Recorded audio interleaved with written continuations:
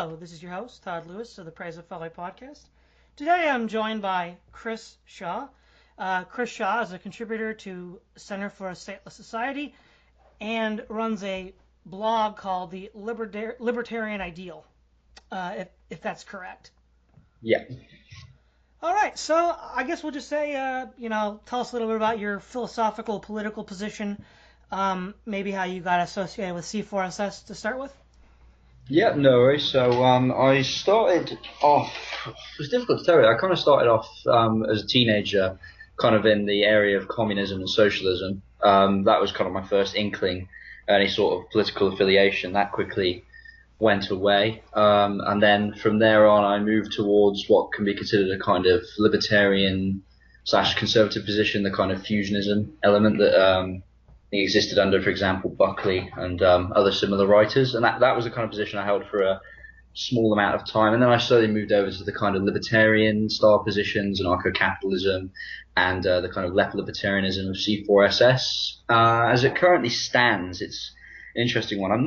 It's difficult to tell you. I'm not really much of an anarchist as I was. I'm not really as much of a libertarian as I was, I wouldn't say. I think I kind of hold, to use a poor term, a centrist position in regards to those philosophies. I still find them interesting. I still find them to an extent intellectually relevant, but the way they're informative upon what I think is relative to other philosophies and other areas. For example, complexity studies, studies of modern governance, non-state governance is an example, but again, not kind of anarchist theory. So those are the kind of areas I'm in now.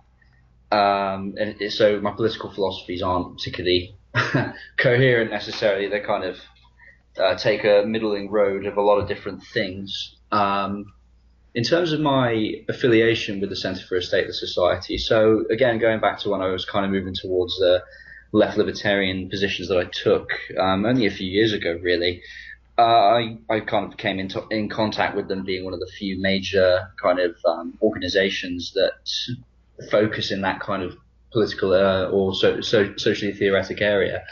And I kind of ran with them for a bit in terms of the articles I published. They seemed to be a good platform for what I wanted to do. But in the end, unfortunately, my affiliation with them has ceased as of, I think it may have been last year. I can't remember exactly. It was one of those things where the only information I got is they thought I was too much of a fascist, apparently, laughably enough, but that was the interesting position they took, and they removed me from the group as a result.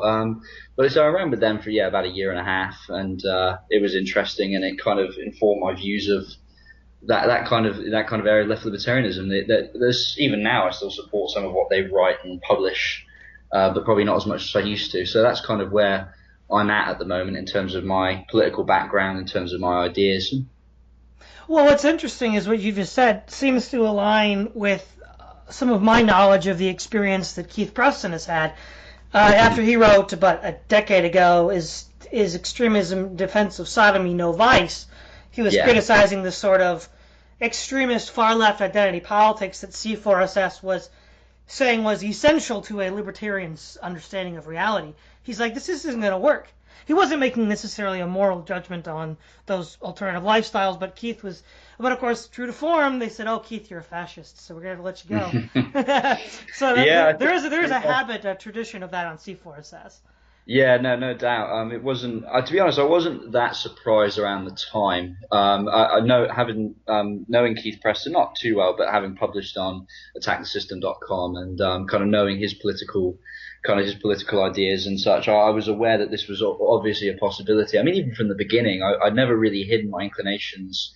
Around the time that I started writing for C4SS, I was, for example, skeptical of a lot of pro-border type talk in the libertarian movement. I'd always been skeptical of it to an extent in terms of the way they pushed the argument forth. I'd never really been particularly. I'd never been convinced by the kind of the radical left social views, for example, that I think Keith Preston, he criticised in that article in defence of.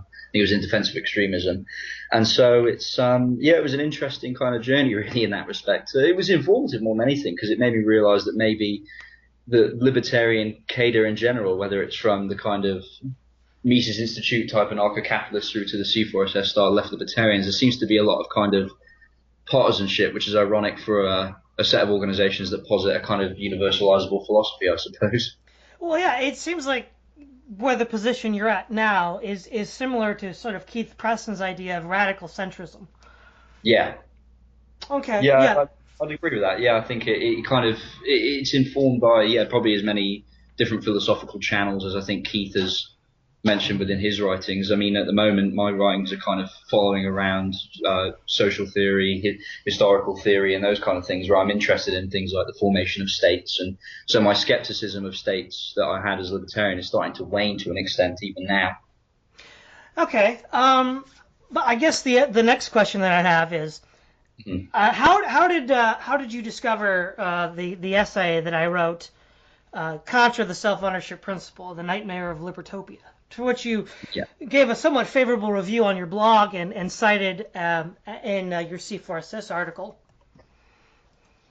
Yeah, so I mean, I came across it on Attack the System, Keith's website. It was saying that I just kind of caught out of the blue, really. I thought, oh, okay, that's interesting. This is probably around the time that I was more wedded to things like the non-aggression principle and the self-ownership principle, more so than I am now. And so I was interested in a kind of wider-ranging critique than what I'd already seen before. So when I read it, I was kind of surprised about the direction that was taken, the reference to example Kropotkin in there, which is an interesting one to me, having only recently read him around the time that I was reading this, reading your essay. I was surprised to see the invocation, and it was an interesting use of Kropotkin's kind of analysis in terms of understanding his views in relation to the socially contractarian philosophy of governance. So it was an interesting take in that respect, and it got me thinking about where does the non-aggression principle lead to, and where does the self-ownership principle lead to, and that kind of actually started a kind of moving forward in terms of why I've been more critical of both principles in recent times, and why I found it relevant to quote the article in my essay, which is called Praxeology: The Importance of First Principles, which I did publish with C4SS at the time. And I think the reason I found it important is it kind of represents that the NAP and the self-ownership principle have what can be considered to be a contingent position in many respects in it as a social force, that their position is only validated in relation to particular historically contextual things, really. So the formation of free trade, the formation of free markets regularly through forceful activity allows for the imposition then of ideas like the non-aggression principle and the self-ownership principle, in the sense of, well, we now have a semi-stable society, let's crack on from there, rather than say an original position type argument akin to Hobbes or Locke. So I think that was kind of where I've gone to in regards to those two principles, and why I found it a useful essay. Really, it's probably one of the more cogent critiques of those principles, and one of the few where libertarian answers that I've seen to it, there aren't many, but the ones I have seen don't really tend to go into great detail about it. So I was recently listening to your debate with Walter Block in that respect, and it was interesting how his answers regularly relied upon the same contingencies, which he said weren't within the theories themselves. So that was kind of an interesting, I guess, an interesting irony there, that for all the talk of the solidity of these principles, the amount of times that they could be dodged or kind of not ignored, but kind of just left at the sidelines is quite interesting. Did you happen to see my debate with Stefan Kinsella on the same topic? No, I didn't, unfortunately. No, was that in the same platform, or was that on a different one? No, that was on the same platform. Okay. But yeah, it was the same topic of self-ownership. Mm-hmm. But thank you for the kind words. I had studied libertarianism when I wrote that. It was probably 3 or 4 years ago. I'd been studying libertarianism for over a decade, and sort of was loosely a fellow traveler, if you will, with the anarcho-capitalist Mises crowd. But then I later, as I was reading, say, Rothbard, especially his treatment of children, and other implications that once you apply the principle rigorously, it leads to some fairly terrible outcomes. And furthermore, the much touted first principles, in many ways I find to be weak because if you look at the arguments that are made, specifically Rothbard, and in this case, the Catholic philosopher Ed Feser was important, demonstrating that Rothbard really didn't begin with first principles, or rather, he began with some first principles, but conveniently ignored other first principles that you would have to deal with to make the case. The case was incomplete on arrival. And the libertarians make the claim that the case is complete. We've made the complete case, and they really haven't. And when you push them on that, they don't really want to. And I think that's one of the interesting insights and developments from this essay, is that they don't really deal with a complete package, and trying to point that out, they sort of get like, well, we've already answered this, even when they haven't. They get kind of defensive, you know.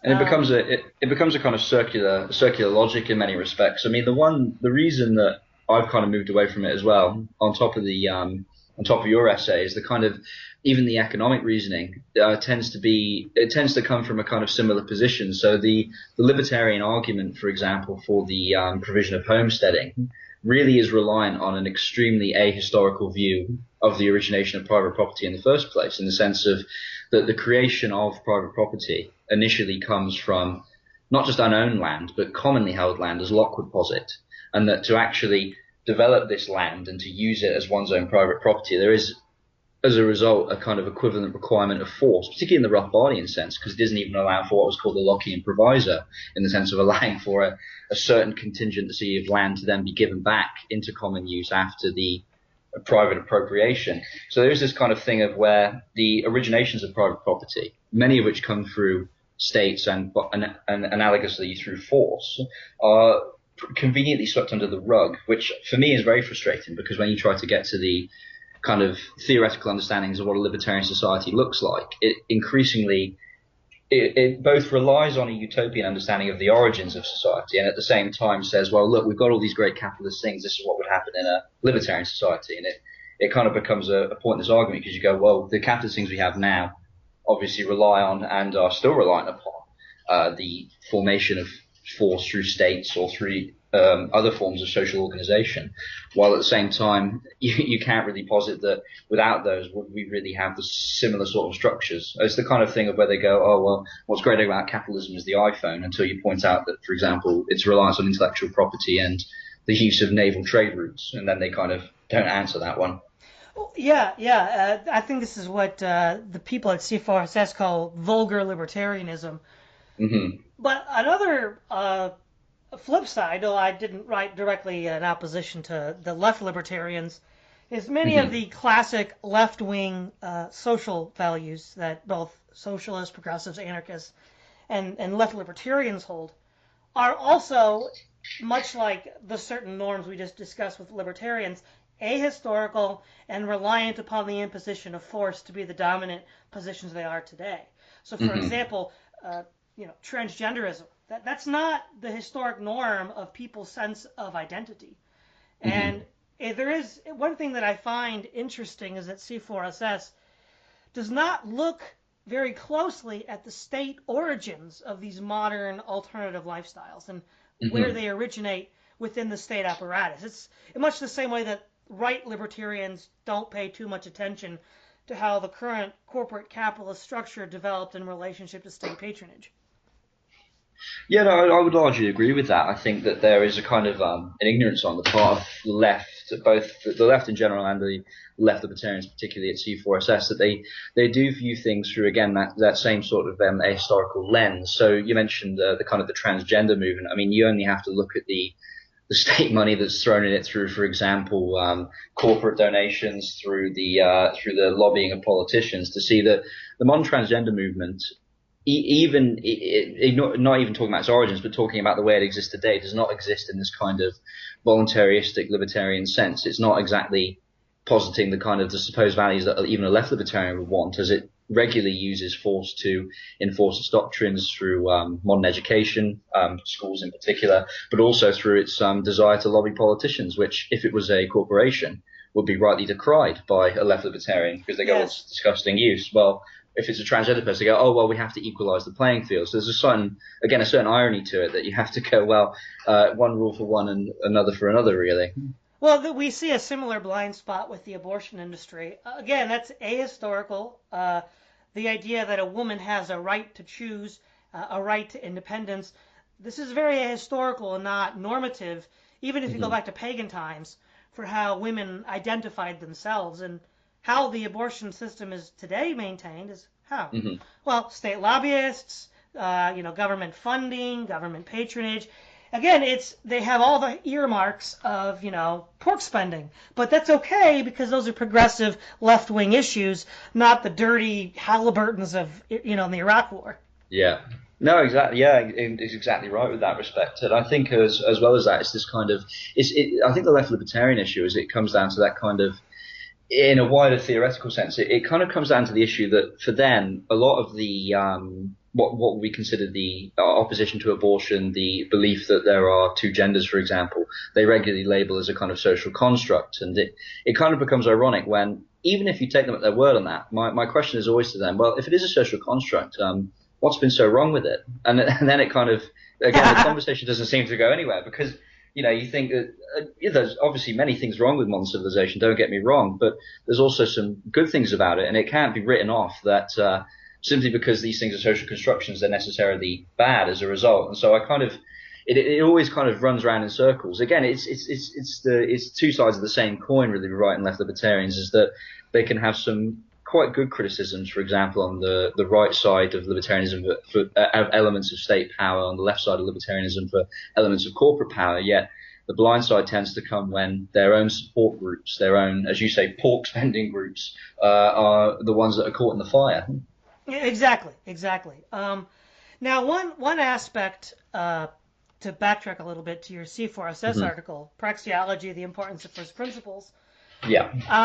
As I understand this argument, and correct me if I'm wrong, because it seems a little unclear to me, Hmm. one of the points you were taking issue with at the time was my claim that a sort of organic society could develop uh, totally voluntarily. I was saying Hmm. that at some point, normally at the beginning of one's life, coercion has to be exercised in order to acculturate people to the norms of keeping your word and living up to your obligations. Yeah. And it seemed that you were arguing that, well, that's not necessarily true because, as Kropotkin says, norms that are antisocial just get weeded out through natural selection, and Hmm. that what's ever left is what works, and that explanation negates the need for coercion. Is that a fair reading of the text?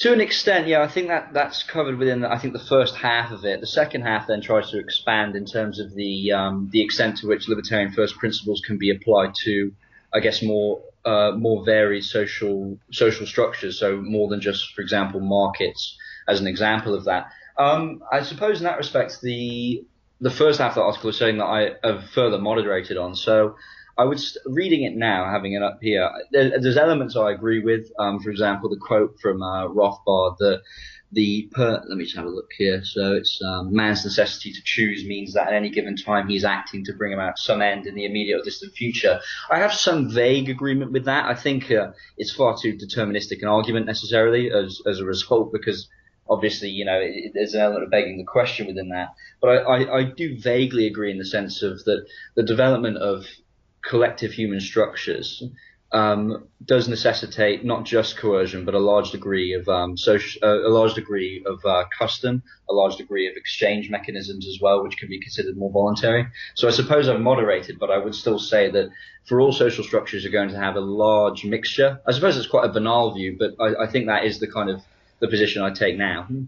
Yeah, because reading that today, I sort of felt the objection was somewhat misconstrued because Hmm. the argument is, I think that from any point of view, whether you're a statist, a libertarian, or somewhere in between on the spectrum, we can Yeah. all agree that up to a certain point of development, a child has no active will, in the sense that the Hmm. child can make a determined, basically a praxeological action, where they've looked at the issues and then said, okay, I'm going to make this decision.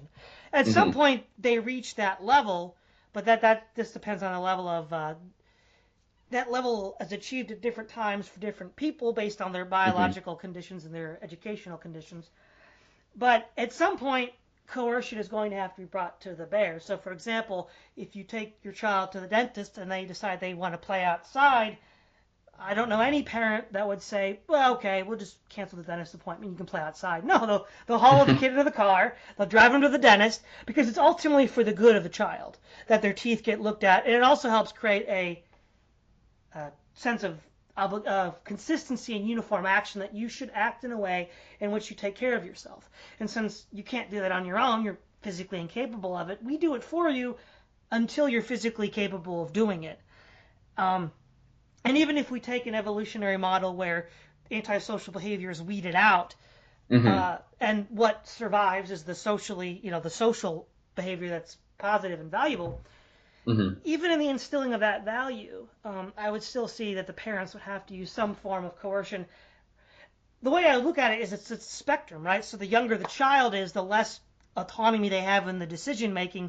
But as that person matures and develops and actualizes their rational faculties, then of course the claim to impose force by the parents is diminished to the point where they create their own household and are independent, and the parents have little to no say over the life of that person. Yeah, I would again largely agree with that. I think it's similar. I think it's Robert Kagan. Robert Kagan's psychological model of development, in the sense of that a level 1 stage of development, effectively extremely young age of children. There is a strong need for the imposition of both authority, uniformity, and the ability to instill a sense of social obligation there. So I would largely agree with that, and I think that's where my thinking has moved to as well, in respect to the kind of wider issue of, for example, the explication of the non-aggression principle, or the self-ownership principle, is that there's always a spectrum with it, and that in the kind of, I guess you could say, the act of social creation, in the sense of the creation of institutions for the means of governance, for the means of distribution, there's always going to be a certain necessitation of coercion. I mean, even, for example, in the case of Kropotkin's view of evolution, weeding out is not simply an act of voluntarism, as I think I may have posited in the essay that I wrote for C4SS. So I think weeding out will inevitably require, as you say, a degree of coercion, whether that's the coercion of early years education, or through the coercion of the imposition of particular values through parents, or through through other institutions. Well, exactly. The other problem that I see with is even more fundamental as well, because what is meant by coercion? Because with libertarianism, right, there's a spectrum of belief from various religions, could be paganism, could be Christianity, could be Buddhism, to hard atheism. Now, most of these writers, whether they're anarchists or libertarians, are hard atheists. People like Ayn Rand, Murray Rothbard, Kropotkin, Bakunin. Well, okay, if everything is causally determined, then there's no such thing as force, because we're all reducible to our biological components, our atomic components, and since everything is deterministic in the material world, due to the laws of physics, chemistry, and biology, and we're reducible to those laws, everything we do is deterministic, and we're a part of nature. So when Bakunin in What is Authority makes the distinction between the authority imposed on us by nature and the authority imposed on us by a king or a capitalist, or a landlord, well, he can't make that distinction, because what makes them different than a flood? Because it's the same kind of thing. They don't have a philosophy that can account for the difference between the act of an agent or the act of a flood. Because we're all reducible to our material components, and we're all causally determined by these laws of physics, chemistry, and biology. So there really is no ground for them to even make the claim that we're being coerced. Because whether it's the state, a landlord, or a flood, it's all essentially equivalent. Yeah, no, again, I would agree with that. I think the libertarian argument tends towards what I would see as the kind of Rousseau's argument, in terms of the way that the early man, effectively the man who lives within nature, is himself unchained, and that's probably one of the most free examples that Rousseau would provide as the kind of the ideal of what man could be. I think there's a kind of element of that utopianism within libertarianism as well, probably not to the same primitive extent, but there is that kind of thing of, if we free man from as many chains as possible, he'll suddenly flourish. There's this kind of this view that there's no psychological substrates. It's simply that there's this imposition from a higher authority upon him, and that without that will somehow do very well. I mean, the issue, obviously, there's a lot of issues with that. It's a historical character. I also think that there's no real kind of social backing to it, in the sense of any society with any sort of degree of coherence has always existed within this kind of what I would call this matrix of forces, that, you know, coercion, the existence of custom, the existence of social obligation, the existence of exchange mechanisms have always kind of interplayed with each other in the way that they form kind of coherent social forms. And the only thing I can think of that libertarians could probably agree on is that the closest that we have seen to what can be considered a truly historical libertarian society were the Ik people of Uganda, who well, famously, they exist without any sort of coherent social structure whatsoever. They live in kind of discohered villages where the people are considered truly individual. People who live together, they engage in intercourse or have children, and then those children are abandoned at the age of about 2 or 3 years old, and then those children are left to fend for themselves. And those same adults then will regularly, for example, steal food off those same children who were their offspring or from other children. And this seems to be the kind of most idyllic form of libertarianism that could be seen in an historical context, I guess, is that there's an element of consistency to it. So, no, going back to the original point, I would agree that the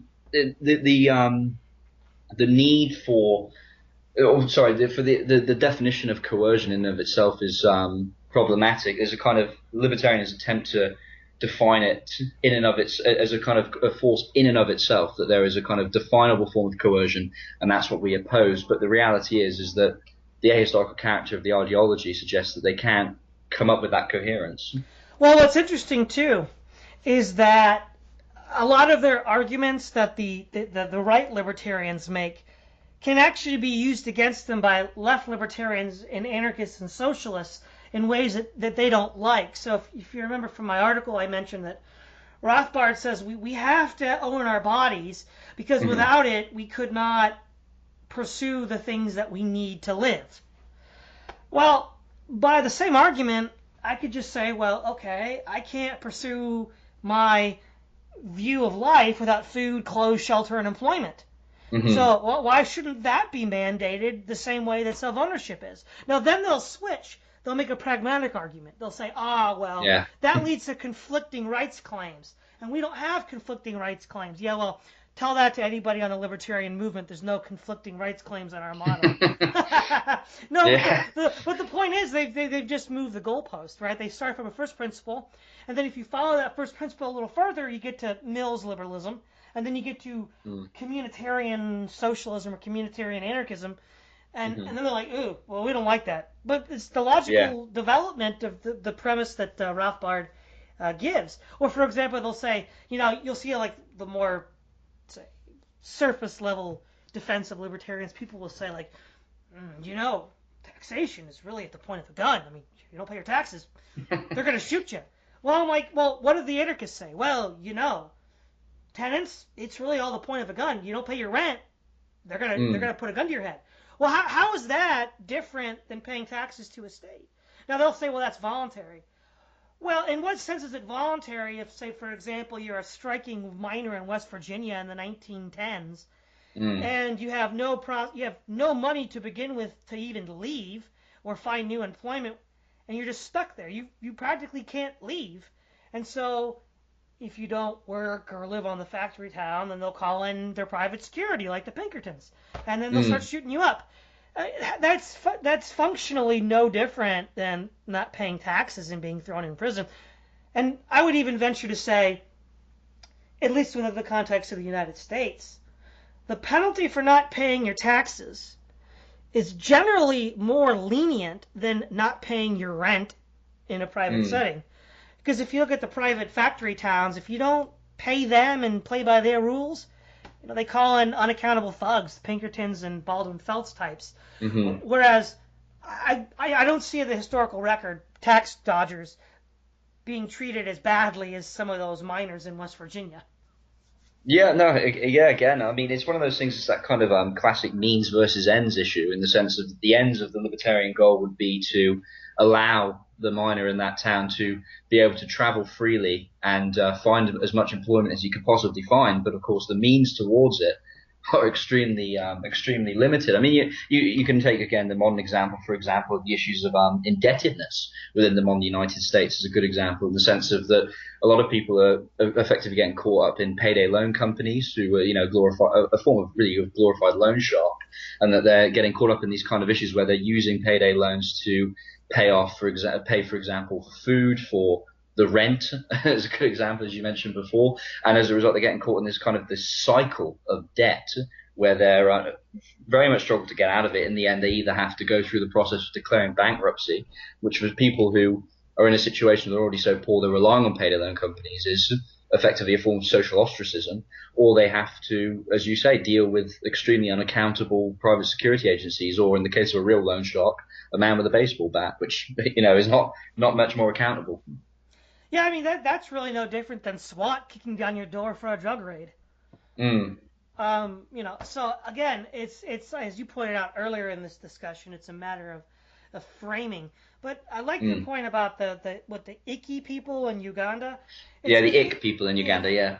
Whenever you see anarchists or libertarians across the spectrum, whether it's left anarchists or egoist anarchists, or which I guess are the right anarchists if you want, and then right and left libertarians, they'll point to all these, they'll say, well, anthropologically, throughout most of history, we lived without states. That's true. But we also lived in what Hobbes called a life that was nasty, brutish, and short. And if you look at the historical record, the only way we've ever escaped that pitiable existence is through the state. And maybe there's a better way, but we haven't found it yet. And you can't act as if you've already found it and then expect everybody to get on board when you really haven't. Yeah, I mean, you're following on from that. I think the anthropological case is an interesting one. Joseph Tainter, who's an author of the book The Collapse of Complex Society, made the point that anthropologically the definition of a state, in the way that I think anarchists try and use it, is actually really quite a useless one. So there's this kind of what is called, I think it's the four-way points of how states develop. So you start off with tribes, you start off with hunter-gatherers, you move to tribes, you slowly move to hunter-gatherers, bands, tribes, and then from tribes you tend to move towards either empires or states. And the issue is that the dividing lines between those forms are actually quite minimal. So, for example, there are examples of what are called states.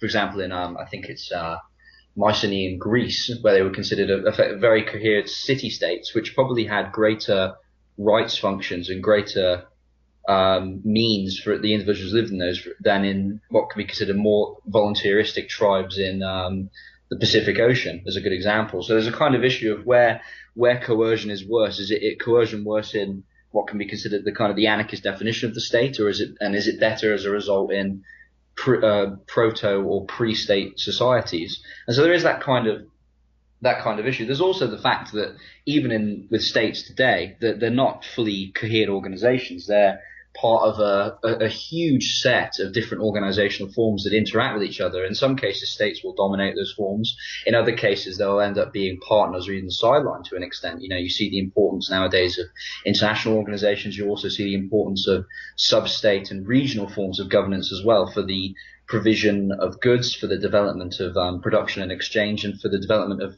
sociocultural means as well. So there's a kind of thing that even in the modern world today, states are not the totalizing function that I think anarchists and libertarians try to paint.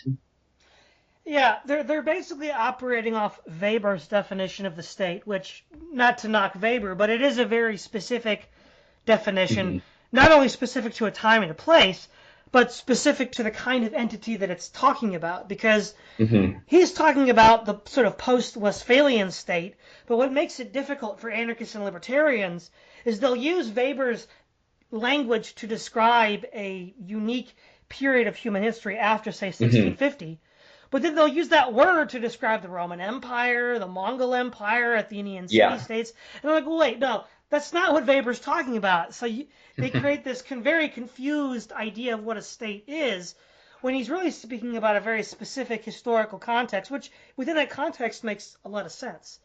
Yeah, but yeah, certainly. I mean, if you look at the development of the means of production around that time within the, I guess, kind of the 1910s and 1920s, it was the imposition of the kind of rational bureaucracy wasn't specific to states around that time. It was saying that was saying that was a part of nearly all organizational forms. It's how GM developed. It's how Ford developed. Really, the kind of the imposition of a rational form of management was across all forms, really, not just the state. Yeah, yeah. I kind of get the feeling that right libertarians are sort of like Mises is God and Rothbard is his prophet.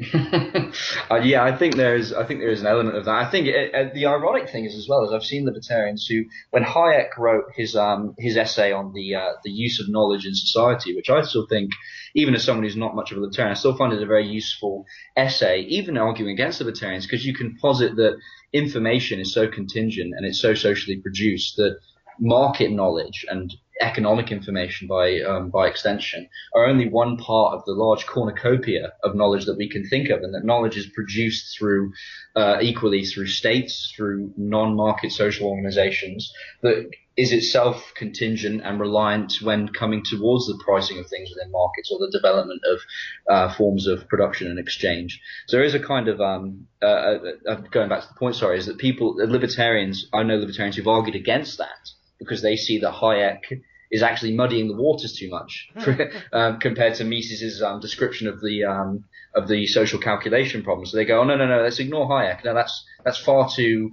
contingent. That's far too kind of issues based. We need to stick with Mises's rational perspective instead. So there's a kind of irony there as well.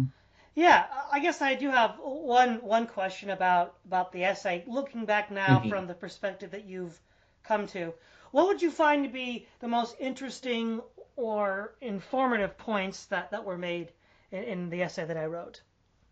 So I think one of the most informative ones was the description on the issues of how self-ownership is defined. So as you mentioned before, the issue of how children are seen within the kind of the self-ownership principle, and that through the kind of logical extensions that the likes of Rothbard have posited, that realistically speaking, a libertarian form of parenting could include effectively starving a child to death, and that there would be nothing wrong with that simply because, well, the child is almost self-owned in and of themselves, and that there's no necessity for the parent then to care for it, because that would be a positive obligation, which is, for some reason, not necessarily well put by Rothbard, for some reason that is bad, because that leads to the development of a kind of slavery. And so I think that was one of the parts that made me think, yeah, you're right. There is a point where this becomes not just ridiculous, but also quite morally repugnant. In the sense of, can we really, Bloch does the same thing as well when he says that, well, we could have situations where if a child is unwanted and no one tries to claim it for themselves, as he would put it, that it will probably die. And you think, well, at what point do we decide actually, no, socially positive obligations might be a good thing here? Instead of, allowing for general death, or for, as I mentioned with the Ick people in Gander, for the development of a kind of society where you cast children out of the house at 3 years old and go, feed for yourselves, but if I find you, I'll steal your food. Yeah. One interesting point, too, is how, especially when it comes to children, they really don't like to talk about children. More specifically, even abortion, but even after exiting the womb. So, for example, we have a really strange situation here where across the board, most libertarians, even if they morally disapprove of it, will allow for the legality of aborting a fetus, which I think, according to the principles of self-ownership and not aggression, it's really hard to argue isn't an act of aggression. But then they'll turn around and say, spanking your child, like some of the unschooling advocates, is an act of aggression. So aborting a third trimester fetus is not an act of aggression, but spanking a child is? I mean, on the face of it, it just seems absurd, doesn't it? Yeah, no, I agree that has to be one of the stupidest things that I've heard the libertarians come out with. I mean, it was interesting that I think in the debate you had with Walter Block, Walter kind of actually put in that contingency. He goes, well, if you spank a child, it's not too bad. And so already you're beginning to kind of put cracks within the self-ownership principle. You go, oh, well, wait a minute, they're being spanked as where does that end? I mean, by Walter's kind of extension, it wouldn't be bad if a 20-year-old adult did it to a 40-year-old adult. Oh well, the 40-year-old behaved badly, so we can enforce some kind of issue upon him because it's only a small abnegation of the principle. Well, exactly. I mean, for example, I would argue that, again, not initially through any fault of the child, but at some point they do develop rational faculties and are accountable. Antisocial behavior is essentially childish behavior because it's acting on impulse rather than reason. Yeah. And I would say that laws are, even laws that libertarians might consider intrusive, are legitimate against adults because when adults act like children, then using harsher measures, not as harsh as you use against children necessarily, but using harsher measures are warranted because of the situation. Yeah, no, definitely, and I think that comes to the kind of the heart of the issue of libertarianism is that there's an issue between individual agency and collective means towards that individual agency. So in the imposition of a kind of libertarian society, as you say, if people start acting in a really quite antisocial or childish manner, when you don't have an enforcement mechanism for it, or if you do, you can't enforce it because of the provision of principles such as the non-aggression principle, you get to the point where antisocial behavior kind of has a network effect. It spreads and it allows people to effectively say, I'm not going to do that now because I don't need to. And all of a sudden, things like, for example, market exchange or the provision of forms of voluntary governance start to fall through the roof because you have the issue then of free rider problems because people act antisocially, go, oh, well, I'll use it, but I won't contribute to it. You have the issue of kind of the provision of welfare. If all people act antisocially, those who are less off are pretty screwed, really, particularly in a libertarian society. And so you kind of have this kind of network effect that spreads, and all of a sudden the theoretical libertarian society becomes something that is just completely non-feasible. Well, maybe to jump off your C4SS article on praxeology, maybe natural selection selected out those societies because they were overrun by antisocial behavior. Yeah, you're most likely right, and I think where they haven't overrun them, it's simply because, again, going back to the example of the ick people, it's simply because they're just left to their own devices. They're seen as so pitiable that it's better just to let them, effectively naturally select themselves out of existence because that's where that goes to. So you're probably correct that where there have been examples of upstart libertarian forms of society, they have slowly kind of killed themselves off, or if they haven't, they normally use coercion to maintain a certain degree of sociality. Well, for example, with the anarcho-capitalists, the sort of 3 or 4 favorite examples are Iceland, Ireland, colonial Pennsylvania, and the Wild West. Well, in the case of Iceland, there was so much civil war going on that they begged the King of Norway to come in. That's not a good example. And Ireland was conquered piecemeal, basically divide and conquer. The Normans moved in, and then and then later England, and they started carving them up one at a time. They couldn't even work together because of their antisocial behavior. And in a lot of ways, while it is a self-serving narrative, the classic narrative of the West that we find on the big screen of wildless lawmen with guns shooting each other up, and then the federal government coming in to bring order and security for trade and developing families. There is a certain measure of truth to that, even if it's often told in a self-serving way. Yeah. And so we see that it doesn't really... These examples are not really good examples in the long run because there's certain antisocial trends. Because you have to ask yourself this, why did people out west and people in Iceland want the state to come in? Because ultimately it has to be from within the group. And the reason why is because it was chaotic and you didn't have any sort of uniform expectations of human behavior to build families and corporate structures. Yeah, again, I agree. I mean, going to the examples used, I mean, the interesting example is of Iceland, even before the kind of the issues of the wars between the different village groups that existed there at the time. That the original Icelandic parliament, which is considered a kind of element of the voluntary governance of Iceland, it imposed the tithes there, which were not up for voluntary. They were not voluntarily requisitioned. They were used through the force of the parliament. So even the kind of not the perfect, but the kind of supposedly good example of Iceland, there was a significant degree of coercion there to impose a form of a tithe, I should say. Ireland is similar. I mean, Ireland, even before the invasions and the Ireland that existed, that libertarians posit, this kind of multiple tribal village societies that existed in relation to each other, that traded, that did engage in conflict, they will admit, but not to the extent, say, that modern states or even classical states did. What they forget to mention is that slavery during that time was completely legal in that area, and that by the libertarian standards, that would be a huge abnegation of liberty, something that would be frankly repugnant to them. But they'll let that slide when it comes to their examples. Well, for example, Patrick was kidnapped by Irish slavers. Yeah, exactly. Yeah. So I mean, you have the classic tale there, obviously, but it was a major part of the economy there. It wasn't just as if the slave trade was a kind of secondary part of their exchange systems. It was a major part of how they provisioned labor, as well as how they provisioned conflict, actually, because they used them as a form of conscript almost.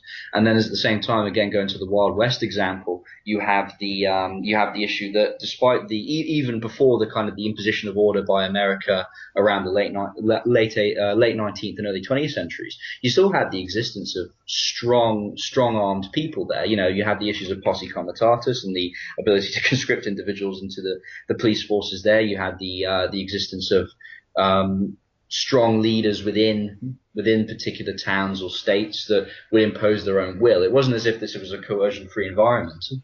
Well, exactly. And there's an interesting paradox here, too, because if political power is diffuse to the degree that we see in the West, the Wild West, Iceland, Ireland, and elsewhere, to actually organize collective action, you actually have to use more direct force than you would in a smaller, say, city-state or 13 colony setup, where the use of this power is already generally accepted.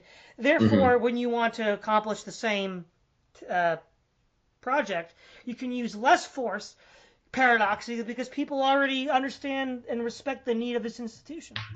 Yeah, no, again, that is the important point there, and it kind of comes down to, again, as I was mentioning before, that in our modern context, the forms of state government and state governance more widely that exist are, in and of themselves, as you say, kind of the degree of force is not as significant, I think, as libertarians and anarchists posit.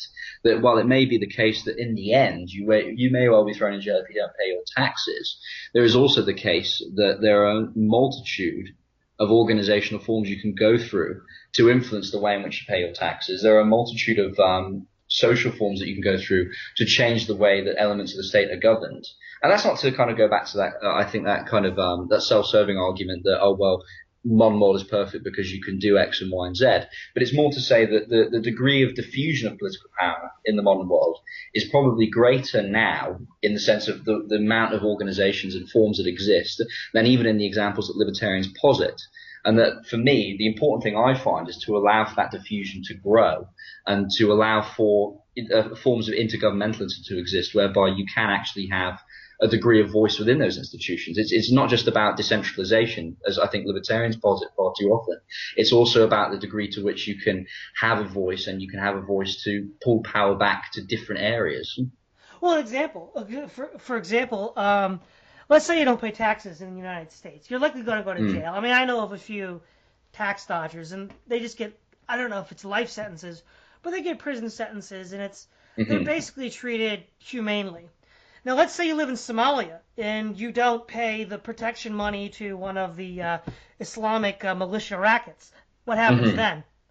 You're probably if you're not killed, you're going to get physically assaulted and busted up. So that's a very decentralized political system, what happened in Somalia. But the amount of violence they have to use on you to coerce you to play along is a lot more than what the U.S. government has to do to get you to play along. So there's this weird paradox where if you have a more established and somewhat more centralized political structure with representation, you're able to do the same thing with actually less direct violence against the individual than if you had to rely on loose tribal affiliations. Yeah, no, I think that's completely right. I think the Somalia example is the interesting one because I think the libertarians they regularly point out the existence of the private law system. Now, I can't remember the name of it, but it's the one that mixes Islamic law with Somali tribal customs. And what they ignore is, as you say, not just the more overt examples of violence, but the kind of the instantiation of how that law is taught and understood by people there. It's not as if that when you're raised in a kind of free and open household where you're allowed to run around and be a self-owned individual. You know, you're raised to understand that the primacy of Islamic law and tribal law is full. So even in that kind of generic social sense, it's enforced upon you that yeah, this is how it works, and this is not going to change simply because you want it to. Well, this also gets to another self-serving bias that libertarians and anarchists have, is they say, well, look, in our society, since we're all voluntary, we're not going to actually compel our children to believe what we believe. But let me put it this way: let's say that let's say Libertopia has been achieved, and maybe it's I don't know, it's Chomskyville for the ANCAPs and Hopistan for the right-wing libertarians. Now let's say that somebody in Hopistan hits the age of majority, and they're like, you know what? I want to restore the Confederacy with its chattel slavery, or I want to restore, or live like that's the case, or I want to live like the Chinese emperor is the king of the emperor of heaven, or I want to live like a Nazi. They're not going to put up with that. They're going to tell you got to conform or you're out. Or even better yet, let's say you grow up in Chomskyville and you grow up to have views of the Negro race that were consonant with 19th century America. How well would that go? Or let's say that you grow up to be a crusader. Like, let's say you think that the Catholic Church and the Crusades of the Middle Ages were totally okay, and that's the way we should be going, and you act on it. Or let's say that you think that the Soviet Union was all well and good, and you want to act on that. Well, no, they're not going to say, oh, well, that's just your own self-expression, man. Just cool, dude. No, man, they're going to go apoplectic and kick you out. So, Exactly. So they're really just as parochial as anybody else. An anarchist is just as parochial as a Southern plantation owner, and a libertarian is just as parochial as a Puritan. Yeah, no, I think again that is largely correct. I think the interesting thing is that the libertarian prescription regularly when they go, oh, we'll have our voluntary societies. For example, this is Hans Hermann Hoppe's point is that well, what will happen is if we do get someone who is kind of socially deemed to be socially unacceptable, what we'll do is we'll out of the community in effect. You think, well, okay, let's say they do. Let's say they not even kick him out, but say they don't interact with him. He'll be allowed to live there, but he's not allowed to have any say in any of the collective institutions that may exist there. He's not allowed to exchange on the markets that exist there. He's not allowed to be an economic or social individual. I mean, how is that any less coercive than effectively throwing him in a prison? You are putting him in his social prison as a result by that form of ostracism, by saying you will not interact with us, you will not engage in our areas, and if you want to do any of that, you'd have to actually physically leave the community. How is that any better than saying, well, what we're going to do is because you haven't paid your taxes, we'll throw you in jail? If anything, in jail, you probably get more interaction than the libertarian situation. Yeah, if you get thrown in jail, you'd be treated better.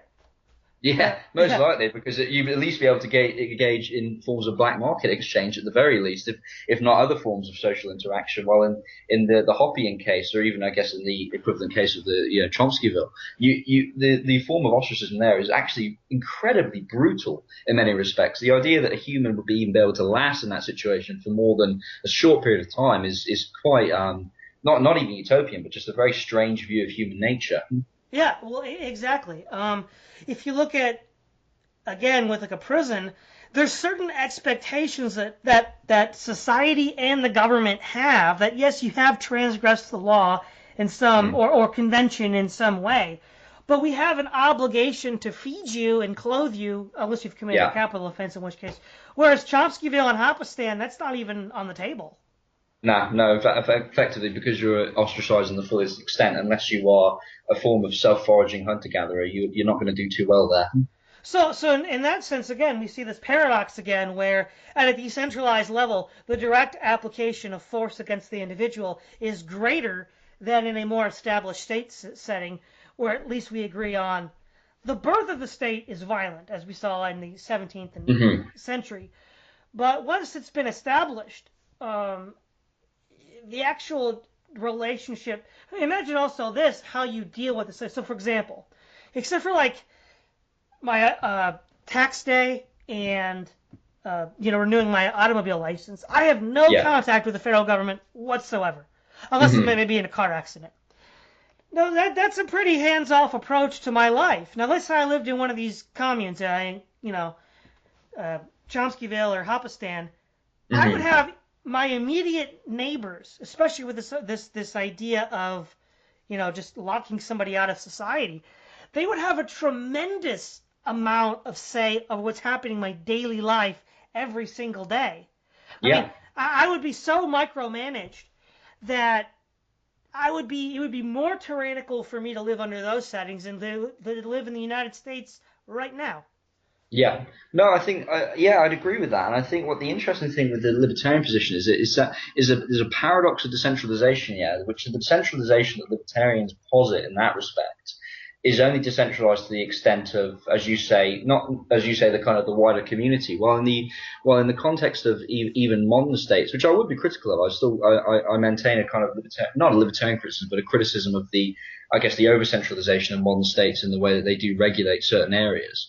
But I think that the example of the libertarian society is actually probably more centralized in a direct form to me or you as an individual than you are in relation to a modern government of today. That the as you said, the imposition of what a state does today is much more limited than what would happen if you lived in one of these communities where your behavior is regularly viewed through the lens of supposedly like-minded people.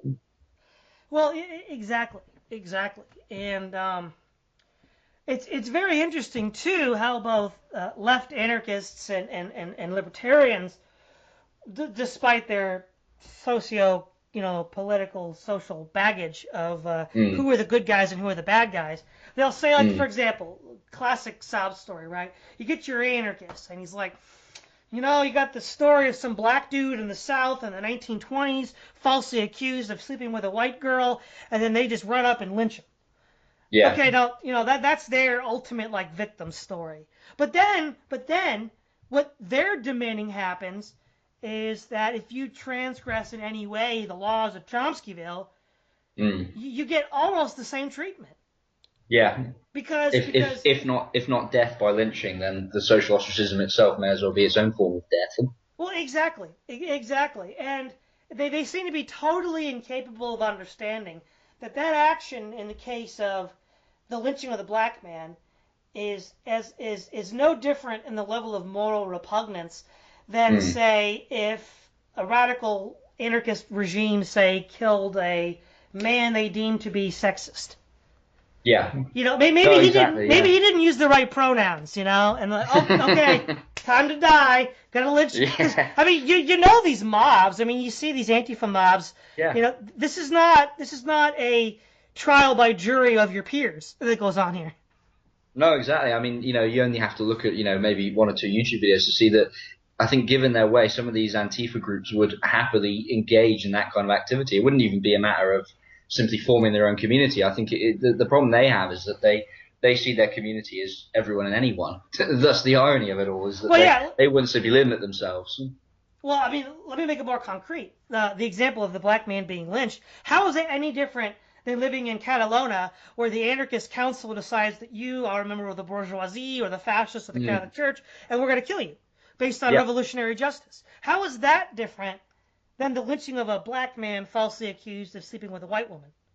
Yeah, no, exactly. And I think it kind of comes down to that issue again of that issue of decentralization is that effectively in that sense that the form of justice there is technically decentralized because it's a small group action in the same way that, for example, the anarchist groups in Catalonia were given that same sort of kind of ability to engage in revolutionary justice. There was a decentralized pattern there as a result, but at the same time, power is not actually diffused in any way. There's no actual ability for individual say in that system. It is effectively, if you don't do what is imposed upon you, you're either, as has been said, ostracized, killed, or somewhere in between those two. And neither sound like a particularly great place to live. Well, exactly. And we see this as a development going back to children. There's a lot of problems that are unexplored holes in the application of libertarian and anarchist principles, and they act like there's no historical precedent to compare to. So, for example, when it comes to, as both Rothbard and Bloch have said, they'll say that, well, if you don't want the child, you can just let it go, and don't worry. I think both Rothbard and Bloch said they might get adopted, someone might take them. Well, if nobody has any positive obligations, people won't be doing this out of charity or compassion. Mm-hmm. And we already know what is going to happen. In the ancient world with Greeks and Romans, children were left out to be exposed all the time. They either died or were picked up by slavers to become prostitutes or menial workers in the mines. So we know what likely is going to happen, but libertarians act as if like, well, it's a kind of vague, unformed, maybe this, maybe that, but we really shouldn't concern ourselves about it. Yeah, definitely. I think that there is that kind of issue of that they far too often want to talk about the theoretical strength of their argument without actually exploring the actual institutional capacity for it. Yeah, it's kind of funny. They're kind of imitating the error of Marx, right? So Marx had a theory about how capitalism would degenerate, or not degenerate, but be conquered by socialism, and then that into communism. Now, that didn't happen. So in World War I, everybody's like, wait, why didn't the workers rise up? Why didn't we have a communist revolution in Germany or England? Well, there was one in Germany, but that was because they lost the war. But see, what ended up happening is Lenin, the more activist, and then Bernstein, the more reformist, they're both like, Marx was wrong. We have to appropriate Marx's theory to the actual world we're living in. And I don't think we have a libertarian Bernstein or a libertarian Lenin.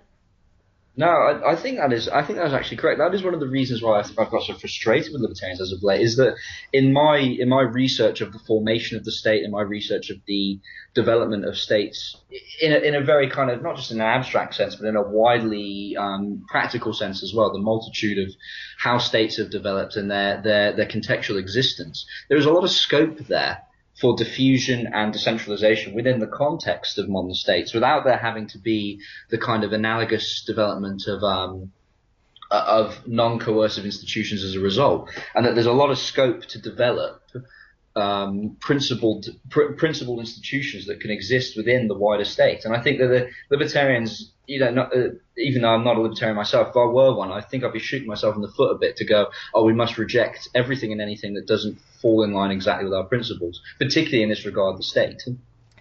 Exactly. We're about nearing the end of the hour, so is there anything you'd like to leave us with as we wrap this up? I would just like to say it was a good talk. I think it's useful. I hope that libertarians actually do listen to what we've both said, because I think that if libertarians are serious about their political and social ends, they need to start growing up, really. And that, as you say, with the issue with what Marxists had, is that they need to start realizing that there is a real world out there, and that ahistorical abstractions aren't going to change that anytime soon. Well, exactly.